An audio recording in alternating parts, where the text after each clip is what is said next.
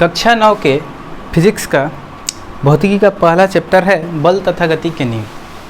इस चैप्टर को समझते हैं।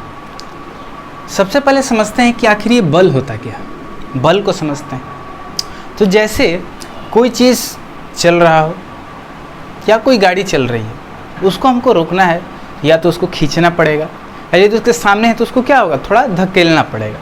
तो यही खींचने, ढकेलने या ठोकर मार के किसी चीज़ को रोकने को, इसी को क्या हम लोग कहते हैं, बल कहते हैं। मीन्स जब समझिए कि जब गाड़ी कोई चल रही है उसको रोकना है, हमको क्या करना है, उसको रोकना है। तो रोकने के लिए कुछ न कुछ तो हमको करना पड़ेगा, या तो उसको खींचना पड़ेगा या धकेलना पड़ेगा। तो इसी खींचने या धकेलने को हम लोग क्या कहते हैं, बल। इसी ढकेलने या खींचने को क्या कहते हैं हम लोग, बल कहते हैं। बल समझ में आ गई। बल को या तो किसी ने आज तक न देखा है, न सुना है, न उसको चखा है, ऐसा लिखा गया है। लेकिन हम बल को देखते हुए, बल को यूज़ करके उसके अनुभवों के बारे में हम जान सकते हैं कि आखिर किसी चीज़ पे बल लगाने से क्या क्या होता है, किसी चीज़ को किसी चीज़ पे बल लगाने से क्या क्या हो सकता है। फर्स्ट पॉइंट कि बल लगाने से किसी चीज़ का शेप चेंज हो सकता है। उस किसी चीज़ का क्या हो सकता है, आकृति बदल सकती है। क्या बदल सकता है, आकृति बदल सकता है। बल आकृति बदल सकता है किसी चीज़ पे। और क्या कर सकता है बल, बल सेकंड काम ये कर सकता है कि कोई चीज़ चल रही हो, कोई चीज़ क्या हो, चल रही हो तो उसको रोक सकता है। क्या, किसी चीज़ को रोक सकता है, किसी चलती चीज़ को रोक सकता है। और क्या कर सकता है, रोक सकता है। बल एक और काम कर सकता है, कोई चीज़ रुकी हुई है तो उस पर हम धक्का लेकर उसको हम क्या कर सकते हैं, चला सकते हैं। तो बल और क्या करता है, किसी रुकी हुई चीज़ को चला सकता है, मीन्स उसे गति में ला सकता है, किसी चीज़ को गति में ला सकता है।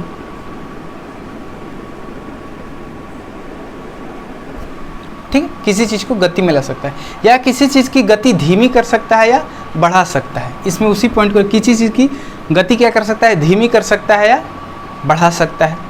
यदि नहीं भी बढ़ाए तो इतना करने की कोशिश तो कम से कम कर ही सकता है, बदल सकता भी है, ठीक है, और बदलने की कोशिश भी कर सकता है। हो सके उससे बदले ना, लेकिन बदलने की कोशिश भी जब वो कर रहा है तो वो क्या है, उस पर बल लगाया जा रहा है। तो बल क्या कर सकता है, किसी चीज़ की आकृति बदल सकता है या बदलने की कोशिश कर सकता है, किसी चलती चीज़ को रोक सकता है या रोकने की कोशिश कर सकता है, किसी चीज़ को गति में ला सकता है या गति में लाने की कोशिश कर सकता है, या किसी चीज़ क्या कर सकता है, किसी गति को बदल सकता है। क्या लिख सकते हैं नॉर्मली, गति को बदल सकता है, बदल सकता है। मतलब कोई चीज़ धीरे चल रही है तो उसको तेज कर सकता है, या कोई चीज़ तेज चल रही है तो उसकी गति को क्या कर सकता है, वो धीमे कर सकता है। ये हुए बल के,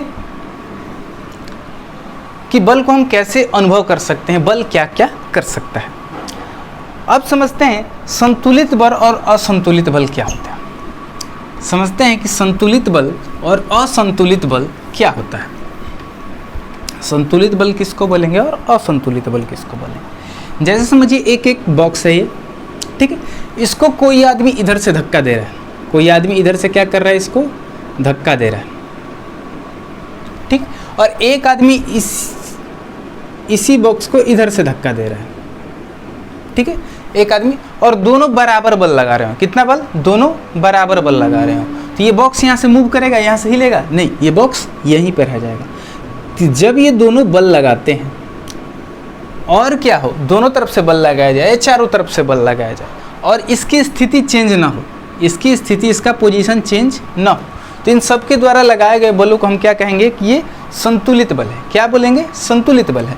और जब क्या हो, यही बॉक्स केवल एक आदमी लगा रहा हो इधर से फोर्स, ठीक है, कोई एक आदमी इधर से फोर्स लगा रहा हो और इधर से भी कोई फोर्स लगा रहा है, लेकिन इस बार दोनों इक्वल बल नहीं लगा, दोनों समान बल नहीं लगा रहे हैं, एक थोड़ा कम लगा रहा है, एक ज़्यादा रहा है। तो जो ज़्यादा लगाएगा उसके सामने की तरफ वो क्या कर पाएगा, उसको ढकेल पाएगा, और जो कम लगा रहा है उसकी ओर ये क्या होगा, मूव करने लगेगा, उसकी ओर मूव। तो इसको हम लोग बोलेंगे असंतुलित बल। क्या बोलेंगे, असंतुलित बल। अब बल में हम लोग समझते हैं घर्षण बल। बल में हम लोग समझते हैं घर्षण बल आखिर होता क्या। तो घर्षण बल उसको बोला जाता है जब दो सतहों के बीच कुछ बल लगे। घर्षण बल किसको बोलेंगे? जब दो सतहों के बीच कुछ बल लगे उसी को हम लोग क्या बोलते हैं? घर्षण बल। जैसे क्या है कि ये एक, समझिए ये फर्श है, इसके ऊपर कोई रखा हुआ है बॉक्स, इसके ऊपर एक बॉक्स है, ठीक है, या इसके ऊपर क्या है, कोई बॉल है, ऐसा बॉल है, इसको हम ढकेले, कुछ दूर जाके ये क्या हो जाएगी, यहाँ से यहाँ जाते जाते क्या हो जाएगी, ये बॉल रुक जाएगी, ये बॉल रुक जाएगी। आखिर ये बॉल रुकती क्यों है?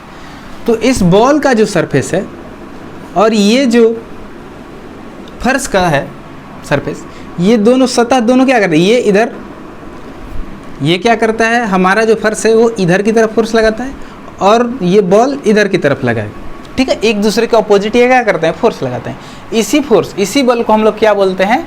घर्षण बल। क्या बोलते हैं? घर्षण बल। तो घर्षण बल किसी भी दो सतहों के बीच लगने वाले फोर्स को हम लोग क्या बोलते हैं? किसी भी दो सतहों के बीच लगने वाले बल को हम लोग बोलते हैं घर्षण बल। घर्षण बल समझ में आ गया? अब घर्षण बल लगता किस तरफ है? तो घर्षण बल उसी ओर लगता है जैसे ये बॉल इधर को मूव कर रहा है, ठीक है, तो घर्षण बल जस्ट इसके अपोजिट लगेगा। घर्षण बल किधर लगेगा? जस्ट इसके अपोजिट लगेगा। मीन्स जिधर हमारी गति हो रही है, जिधर गति कोई चीज़ कर रहा है उसके अपोजिट उस पर सरफेस कुछ फोर्स लगाता है और उसी हम बल को हम लोग क्या बोलते हैं? घर्षण बल बोलते हैं। अब क्या करें, यदि हम क्या करें, कोई चीज़ है ऐसा कोई सरफेस और यहाँ से हम बॉल गिराएं और सरफेस ऐसे ही चलता जा रहा है, ठीक है, तो ये बॉल तो यहाँ रुकेगा नहीं, जब तक ये सरफेस से ढलान रहेगा तब तक ये बॉल चलेगा, उसके आगे कुछ चलेगा और जाके आगे रुक जाएगा। तो यहाँ पे क्या हो रहा है, इसके द्वारा इधर फोर्स तो लगाया जा रहा है घर्षण बल, लेकिन क्या हो रहा है, इसके ढलान के कारण इसका जो फोर्स है, जो ये बॉल फोर्स आगे की तरफ जा रही है बॉल, इसका फोर्स इस फोर्स से ज़्यादा हो जा रहा है, ठीक है।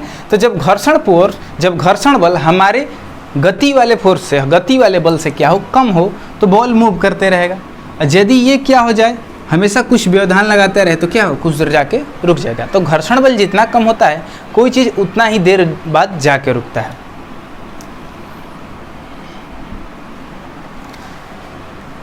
अगर इस दुनिया में घर्षण बल ना हो तो कोई भी चीज़ जब वो चलने लगेगी तो जब तक उसको रोका ना जाए तब तक वो नहीं रुकेगी, जब तक उसको रोका ना जाए तब तक नहीं रुकेगी, ठीक है। तो आखिर ये बॉल रुकती क्यों? तो घर्षण बल के कारण आगे जाके रुक जाएगी। जब हम नहीं भी रुकते हैं फिर भी वो जाके रुक जाती है, क्यों? क्योंकि घर्षण बल के कारण वो रुकती है।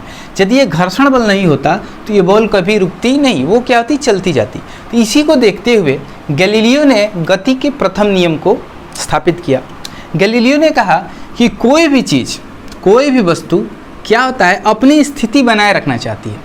इसका मतलब जब वो गति कर रही है, जब वो चल रही है तो हमेशा चलता रहना चाहती है, मीन्स वो गति अपना बनाए रखना चाहती है जब तक कि उस पर कोई बाह्य बल ना लगा जाए, मीन्स कोई चीज़ उस पर एक्सटर्नली उसको खींचा ना जाए या ढकेला ना जाए, तब तक वो क्या होता है, जिस स्थिति में वो उस स्थिति को बनाए रखना चाहती है कोई भी चीज़। जैसे ये बॉल है, ये मूव कर रहा है तो ये हमेशा मूव करता रहेगा जब तक कि इस पर कोई बाह्य बल न लगाया जाए। तो ये रुकती क्यों है? तो इससे बाह्य बल का काम कौन करता है? घर्षण बल इसमें बाह्य बल का काम करता है। कोई चीज़ क्या हो, चल रही है तो रुकने के लिए घर्षण बल। कोई चीज़ खड़ी हुई है, यदि इसको हम छोड़ दें तो ये वहीं की वहीं रहेगी जब तक कि इस पर हम कुछ फोर्स लगा के इसको न ढकेलें, या जब तक कोई इस पर फोर्स नहीं लगाएंगे तो यहाँ से मूव नहीं करती।